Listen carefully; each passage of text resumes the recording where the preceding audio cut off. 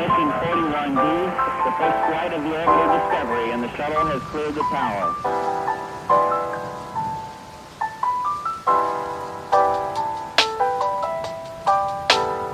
Every 4 computers now have primary control of critical vehicle functions.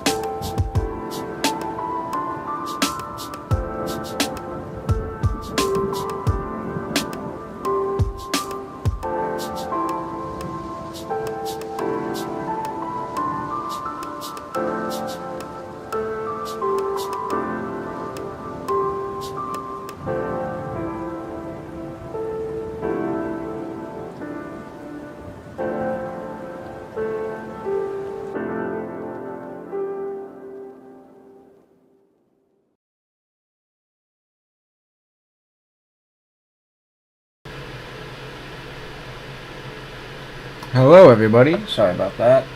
Always have to restart that capture before we get going. Welcome to the Week Ahead News Show with me, Liam. Once again, Tommy's off for today, just me. Episode 69, always a good number. It's currently July 27th, 2026. Sorry about being gone for about 2 weeks, appreciate that little break. Actually, it's probably about 3 weeks now. Hope everyone's having a great start to your week. Well, summer's almost over, we got another month going, but nothing too bad. So we'll go right into it. We have stocks for today above us. It looks like the Dow was up 0.51%. NASDAQ was down 0.2%. And for the Dow, that's at 263 points. NASDAQ was down 44 points. S&P 500 was up 0.02% or 1.2 points. Russell 200 was up 0.62% or about 18.3 points. For the last week, let's go. The S&P 500 for the last week was down about 7,400 points. That's a good amount. About 7.4%, I'm guessing it's looking like for the week. Actually a good drop for S&P last week. Same with for Russell, dropped a little bit last week. It looks like about 2,950 points. So a good amount for both of all of these dropping the last couple of weeks. So it's happy we're in the greens today. Because for last week for the NASDAQ was down about 25,000 points. So crazy week for the NASDAQ too. Bad week. They're kind of focusing on tech now. There was some mixed target changes, so that's interesting. We're seeing, SpaceX dropping right now, which is awesome to see. I love seeing that. You should not have bought SpaceX stock, especially right off the start. That's kind of crazy. Make sure you guys like, subscribe, ring that bell. I'll be notified whenever you go live. On Facebook's in the description as well. We're back on there posting. I was able to post a little bit before today. We are going to try to do via weather background. Let me just restart this capture. Because OBS be big booty. But that's how it be. Alright, let's go into the weather. Right now it's about 77 degrees here in Youngstown. Our high there is 86, low 65, raining today. Tomorrow we have a high of 79, low of 66 with about 90% chance of rain.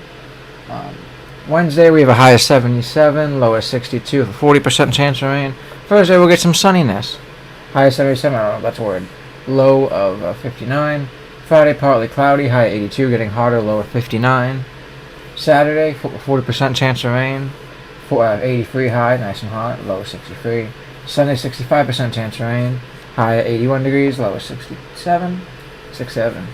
Monday we have a high of 84, low of 65, 50% chance of rain. Currently our sunset time is about 8:44 p.m. Our last light was at 9:15. First light 5:42. Sunrise today was at 6:13 a.m. Giving us about 14 hours and 30 minutes of daylight. So half an hour down our highest. Humidity pretty high right now, about at 75. We see a little precipitation bubble right here. A moon. Right now it's in a waxing gibbous, about 98% illumination of our next full moon in 2 days. Be careful, werewolves. Our moon set is at 3:54 a.m. and our moonrise is at 7:55 p.m. Awesome to see. We'll go right back to it. Oh, yeah, transition. Maybe it's been a while. Let me make sure I get. Alright, let's get going. We got weather done. Got stocks done. Awesome to see. We'll go right into a funny, not so funny topic. Really not so funny is, I guess, artist Trump 2028 hat memes all around. One of the internet's political meme stories of the last week. Centered around the now viral Trump 2028 hat during the very scheduled White House Correspondents' Dinner. President Trump surprised the audience by pulling out a red hat reading Trump 2028. And I bet everyone's saying, oh, that's TDS, but he's actually doing it now, so that's kind of funny. And joking that he was running for the fourth term. The moment was intended as a humorous jab at the press, but immediately exploded across social media. Within minutes, the internet did what the internet did best. It turned the hat into a meme. Supporters joked that the hat was just a sequel nobody expected, while critics responded with Photoshop edits, showing the campaign signs for years like 2020, 2032, 2040, and even 2096. Let's go. Others imagined fictional campaign slogans as "one more lap," and terms and conditions apply, and now extra crispy red. AI-generated artwork portrayed Trump running campaigns from the moon, Oval Office in space, and even ancient Rome, so there's memes all over it. It fueled a broader discussion online about Trump's social media strategy, but at the same time, he posted dozens of messages on Truth Social, like he always does, many featuring AI-generated images, fictional movie posters, and exaggerated depictions of himself. The combinations of posts spree of Trump 2028 had created a perfect storm for meme creators. Like night comedians and political commentators also joined in. Some treated it as a classic Trump-style showmanship designed to grab headlines, while others focused on a constitutional reality that the 22nd Amendment limits presidents to 2 elected terms, making any real third-term campaign highly controversial. And we kind of see with Trump messing with all the election laws, asking the Supreme Court, like we'll talk about here in a little bit, to look at some stuff is just crazy, so that's funny.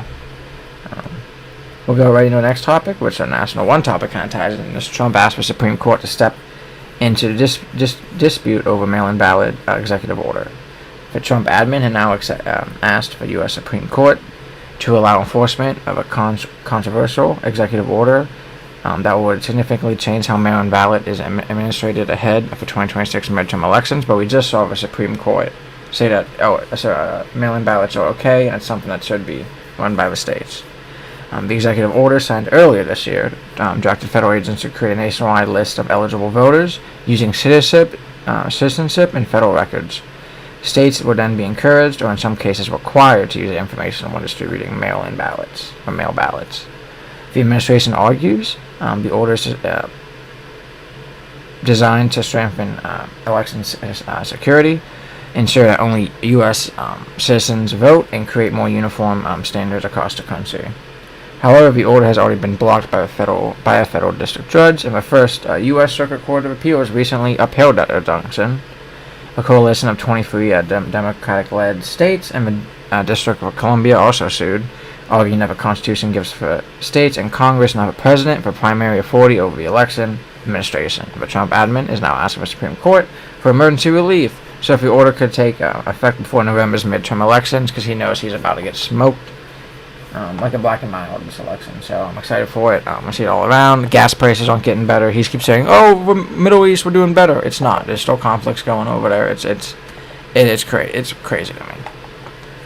This case is shaping up to be one of the biggest election law battles of the year because it could determine how much authority a president has to influence electoral procedure through executive action. And this is something that Trump too, J.D. Vance comes in after him, whoever, he wants to strengthen it for Republicans. And it's not always either, the Democrats, want illegals to vote. It's just that it should be easy to vote in a way that, we don't have to do that much work. It's the Board of Elections' job to make sure that we are doing the right thing. 2 things is that, our signatures match and that we are citizens. That's their job. They have a county. They know if we're paying taxes. They know if we're doing a whole bunch of other stuff. So it's kind of crazy to me that, they're saying, we have to do more work for something. A lot of people don't have that problem, but it's all about time.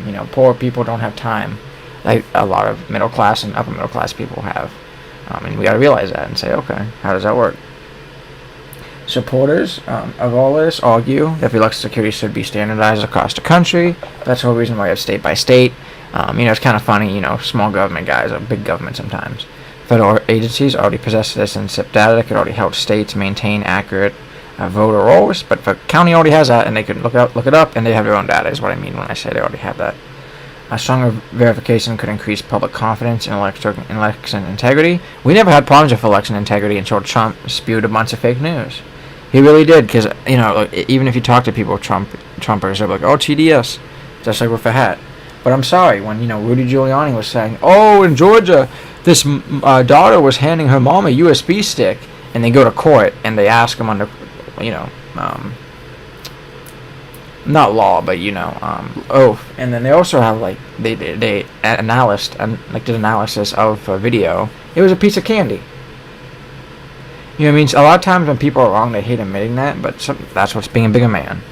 Opponents argued if the Constitution largely leaves election administration of a state, which it does. If executive order exceeds presidential authority without Congress approval. And that's something, too. There's a reason why they don't want this one person having power of the election. Everyone gets elected, people in Congress as well. But if it's just for president and he just wants to get elected every single time, he can make that happen. It's harder for, over 100 people in Congress and 430 in the House, or the Senate and then the House. If they actually implemented it, it could create confusion shortly before a national election, which is what he wants, so less people could actually vote. Voting rights advocates warned that eligible voters could face additional barriers if federal databases contain errors and incomplete records. And listen, there's everyone in everyone's family. They have people that are sick. They can't leave their house. It makes sense. Allow it to happen. It's disgusting for me. So it'll be interesting to see what happens. The Supreme Court's response will likely determine whether these proposed mail-in ballots voting restrictions can be implemented before November or remain blocked, or if a broader legal challenge continues throughout the federal courts. But we have already seen them make decisions on this before, and more recently than this executive order. So it'll be interesting to see what happened. Then our last topic, a Local 2 topic, real quick, is basically about Altium Cells in Lordstown. They have people coming back to work, and I'll talk about that, but I'm actually going to take a sip of water real quick before we go on to the next one, or some of my green tea.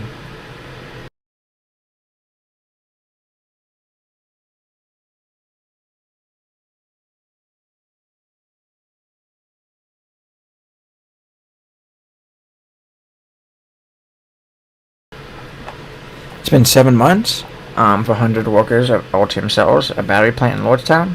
It's basically a LG and GM combined factory. This week marked a long-awaited return for work after nearly 7 months away from a production line, and they left in basically New Year. Employees have been laid off temporary idled, begin returning as production ramps back up, bringing renewed optimism to one of Mahoning Valley's largest manufacturing employers, which is awesome to see. I know people in my life that work here, so it's awesome to see them get back to work. The temporary layoffs were tied to a slower than expected demand of the electric vehicle market. Thanks Trump, less tax breaks, less. We see that with Tesla too, and that's why Elon got mad at him eventually. And production adjustments affecting General Motors and battery suppliers across the country. Less people are buying them. Oh wow, less producers. Like we don't need to produce them. Like many EV manufacturers, Altium Sales had to balance production with change of consumer demand and inventory levels. As a result, many employees spend months uncertain about when they would be called back, and I've seen that as well. They were, the last 3 months they were expecting it, and it's rough being off work for 7 months for anyone. So that something that's rough. I feel like for these type of people, even though it's for summer, it's nice. Everyone likes work, and actually just having a purpose and something to keep them busy throughout the day.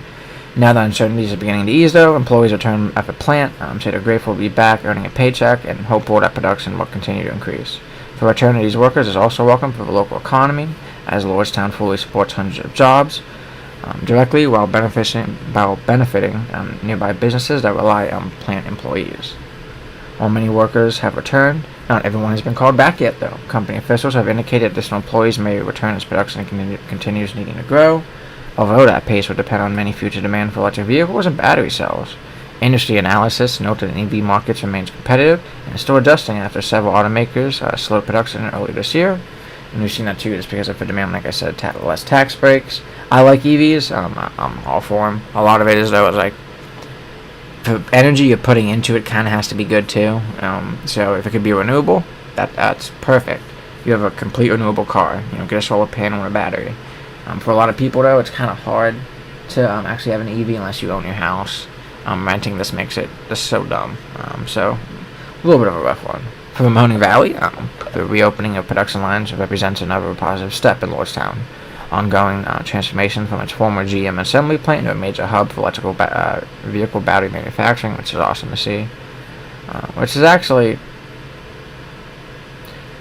not it's not the same plant. It's next to it. It's new.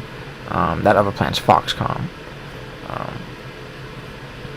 However, community leaders have long viewed Altium Cells plants as key part of the region's manufacturing future, and the return of workers reinforces confidence that the facility will continue to play important roles in the area's economy. And I've seen that too, working in engineering for the area, and you just see how they spend their money and how much taxes they're getting from them. It's awesome to see for a small village like Lordstown. Yeah, I used to have GM there, now they don't.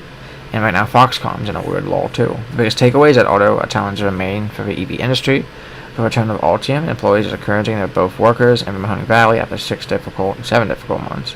Many families are once again seeing steady employment, and the community is hopeful, and which end up signals continued stability and growth for Northeast Ohio's most significant manufacturing investments here in Lordstown. And also, like, kind of going back to EVs, I think some of it too is like I'm an old car guy, so I like design a lot.